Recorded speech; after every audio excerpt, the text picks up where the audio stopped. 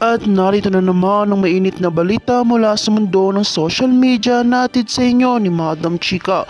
Isang controversial na isyong muling umusad sa Senado ng Pilipinas kaugnay sa mga audit na itinuturing na walang silbi. Ayon sa ilang mga senador, mahigpit nilang pinag-usapan at pinaplano ang pagtatanggal sa mga audit na hindi nagbibigay ng konkretong resulta at hindi nakakatulong sa bansa. Kasama rin na sinusulong sa reformang pagpapataw ng mga parusang pagkakakulong para sa mga opisyal na may kinalaman sa hindi tamang pamamahagi o paggamit ng pondo. Ang mga audit ay itinuturing na isang mahalagang bahagi ng pamahalaan upang masiguro ang tamang paggamit ng mga pondo at ang transparency ng mga proyekto.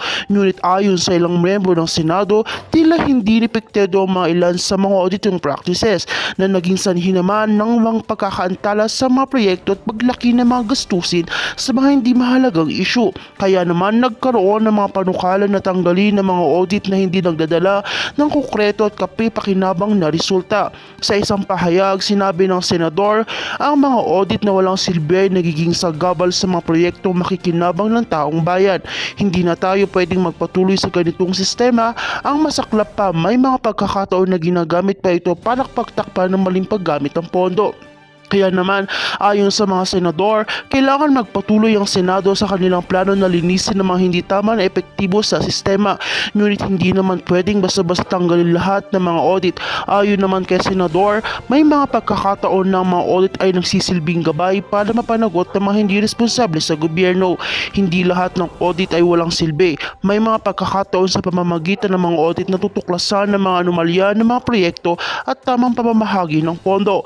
Aniniri sa Hontiveros. Kaya naman isang bagong committee ang tinatag upang suriin ang bawat audit na sinasagawa at tiyakin na mga ito ay may mahalaga pagkakatulong sa pagpapaunlad ng mga proyekto. Ayon naman kay Jingo Estrada, layunin nila na tiyakin na ang bawat sentimentong inilalabas ng gobyerno ay ginagamit para sa kapakanan ng mamamayan at hindi para sa pansariling interes ng mga tao. Sa mga susunod na araw, inaasahan ng masusing pagtalakay at pagpapasa ng mga bagong panukala ukol sa mga audit at ang mga parusang maaaring ipataw sa mga hindi tapat na opisyales. Tiyak na magiging makulay ang mga susunod na araw sa Senado habang pinag-aaralan pa ang mga hakbang sa makikinabang ang buong bansa. At kung bago ka pa lamang sa akin channel, ay huwag kalimutan mag-like, share and subscribe para update ka sa aming bagong balita.